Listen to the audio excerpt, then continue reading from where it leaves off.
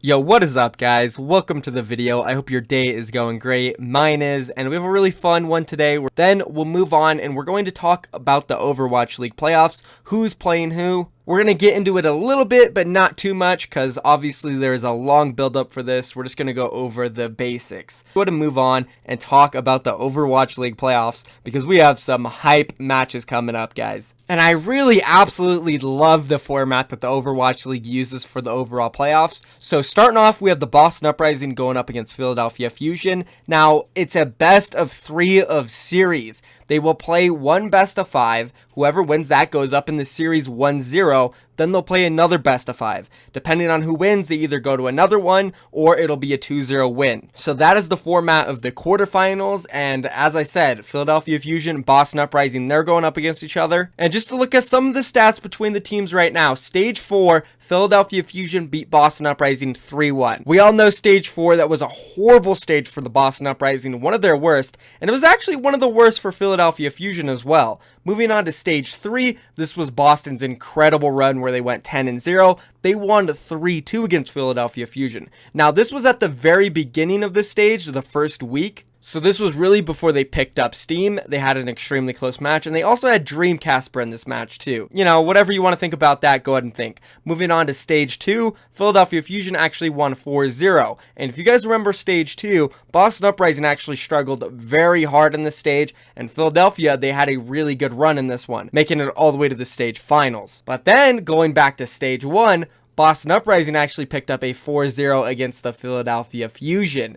So this is a very interesting matchup here. Both teams have a 4-0 win over the other, and then both teams have a 3-2/3-1 win over the other. So extremely close, only one map difference in favor of the Philadelphia Fusion. I think this will be a very exciting matchup, especially if the Boston Uprising can find a way to get back to their Stage 3 form, because I think Philadelphia Fusion will come prepared. They did slack a little bit in Stage 4, but I do see them as a team that is really good when they prepare. And that also goes for the Boston Uprising, so could be a chess match. Super hyped for this one, guys. And now let's move on to the LA Gladiators and London Spitfire matchup. And unlike the matchup between Boston and Philly, this one has been lopsided, going all the way back to the preseason. Their very first matchup, the LA Gladiators won 3-2.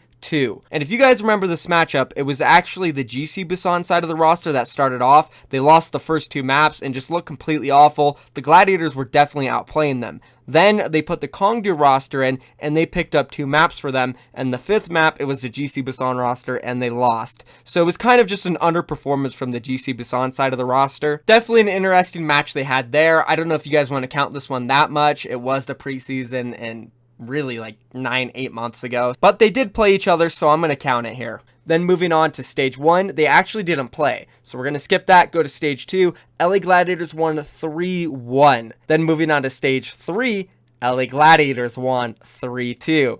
Then moving on to Stage 4, LA Gladiators won 3-2. So 3 of the 4 matchups did go to the 5th map, but LA Gladiators came out on top every single time. And if you're a London Spitfire fan, you should definitely be worried here because, you know, if a team has another team's number, they have their number. It's not all of a sudden going to change unless London Spitfire really can grind down and figure out how to beat the Gladiators. Because right now, at this moment, I don't think London has a very good chance in this matchup. And even if they come in at their very best, which in Stage 2, they were at their very best, and they still lost to the Gladiators 3-1. It was their worst one. This was the stage that London beat New York Excelsior back to back. So London is going to be in trouble here. It'll still be a really close match, obviously, because they did go to Game 5 3 different times. But the Gladiators just find a way to win every single time. The only way I can see a Game 5 being in the favor of London